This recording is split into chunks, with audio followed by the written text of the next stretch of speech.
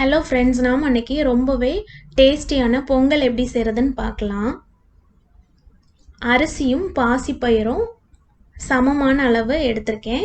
அரை கப்பு பாசிப்பயிறு, அரை கப்பு அரிசி எடுத்து ஒரு 3லேருந்து 4 வாட்டி நல்லா வாஷ் பண்ணி எடுத்துக்கலாம். நம்ம வாஷ் பண்ணி வச்சுருக்கிற அரிசியும் பருப்பையும் குக்கரில் ஆட் பண்ணிவிட்டு 3.25 கப்பு வாட்டர் ஆட் பண்ணிக்கலாம்.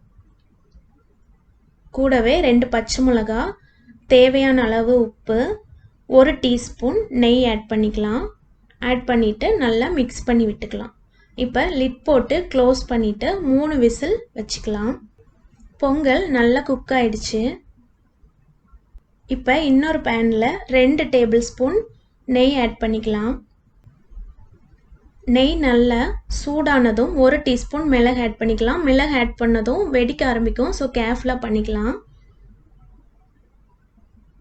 மிளகு இந்த மாதிரி பொரிஞ்சதும் அரை டீஸ்பூன் ஜீரகம், 1/4 டீஸ்பூன் குட்டி குட்டியாக கட் பண்ண இஞ்சி ஆட் பண்ணிக்கலாம். ஆட் பண்ணிவிட்டு நல்லா வதக்கிக்கலாம். இஞ்சி இந்த மாதிரி நல்லா பொரிஞ்சதும் தேவையான அளவு கேஷ்யூ ஆட் பண்ணிக்கலாம். அதையும் நல்லா வறுத்துக்கலாம்.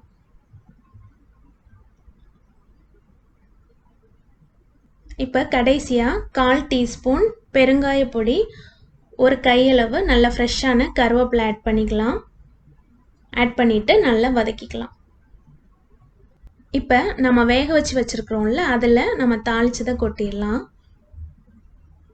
கொட்டிட்டு நல்லா மிக்ஸ் பண்ணி விட்டுக்கலாம். ரொம்பவே க்ரீமியாக நல்ல டேஸ்டான பொங்கல் ரொம்பவே ஈஸியாக ரெடி பண்ணிட்டோம். நீங்களும் எல்லோரும் கண்டிப்பாக ட்ரை பண்ணி பாருங்கள். தேங்க்ஸ் ஃபார் வாட்சிங்.